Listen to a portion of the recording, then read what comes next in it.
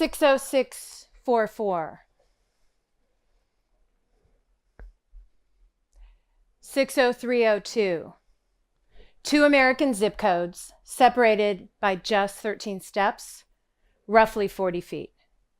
These zip codes, separated by Austin Avenue, put a far greater distance than 40 feet between the residents of Chicago, Illinois, and Oak Park, the first suburb west of the city.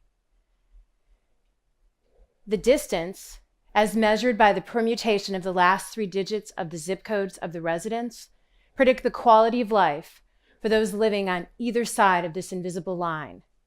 One being a nearly perfect manifestation of the American dream, with access to the best public schools and so much more, and the other, the probability of access to so much less. This invisible line is not unique to the western suburbs of Chicago. It exists in every city in America today. And while the zip code did not create the inequity, it ensures the continuation of it. The zip code you were born in should not determine your destiny nor limit your potential, but it has and still does. I came to understand the exponential power of the zip code when my husband and I moved to the west side of Chicago in September of 2007.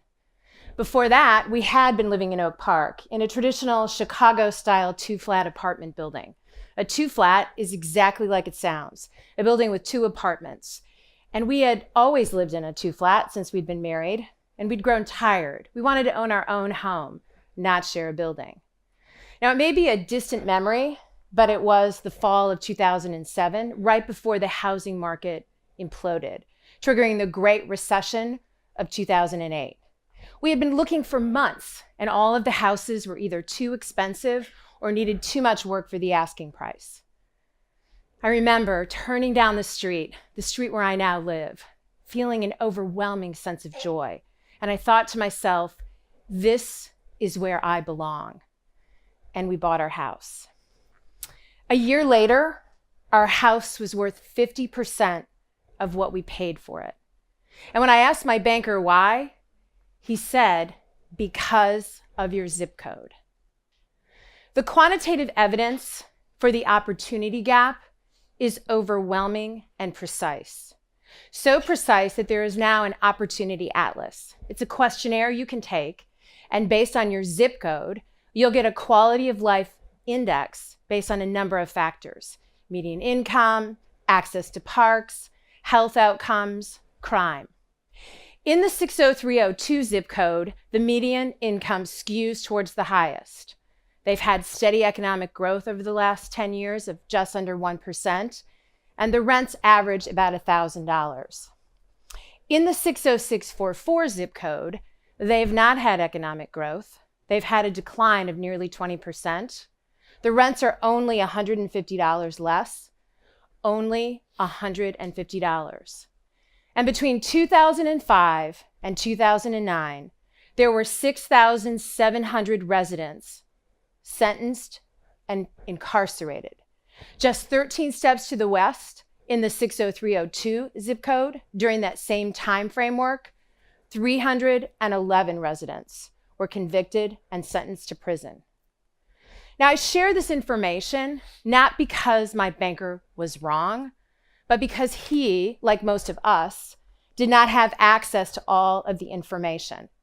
And that is why we must talk about it. The zip code is the single best predictor of which access to the American dream you can participate. It almost most certainly grants participation to those living on one side of this invisible line and denies access to those living on the other. Sure, there are the exceptions, those who rise above their inherited circumstances and defy the odds, but they are not the norm. And if we are to unlock the true potential of us all, we must look at the structural forces of inequity, both conscious and unconscious, keeping this in place. Consider, upon hearing a location, a name, you make a split decision about what it is like there, what the residents are like, what the houses look like, whether you and your loved ones will be safe. Grand Rapids, Michigan. Fargo, North Dakota. Dayton, Ohio. Newport Beach, California. East St. Louis, Missouri. I assert, upon hearing that name, a little voice came into your head, a voice that went something like this. I wonder if it's still sunny there. No way, last time I went I couldn't park. Why would I ever go there? Now that might not be the little voice that came into your head, but I assert something did. We make split decisions, it's pervasive, it's unconscious, and we have to look at it. Consider the idiom, the wrong side of the tracks. Now, making snap judgments is useful, it's human. Understanding the algorithms of today help us understand how we live, how we behave. In civil society, the work of economists, data scientists, reporters, academics has a positive intent such that they create a common understanding. The ideal of expertise, not influenced by power or money, creates a shared agreement. Facts remove the questions of truth. But what if the facts don't tell the real story? The story that we celebrate of the individual triumph, but we do not look for in the aggregate. The truth is, our humanity is a complex equation of variables that must be understood in the proper context. This is not a campaign to abolish the zip code. They're necessary. They're pragmatic.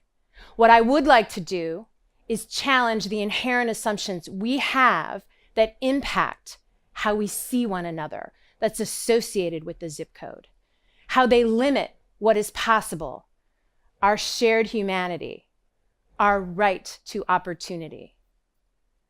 60644, 60302.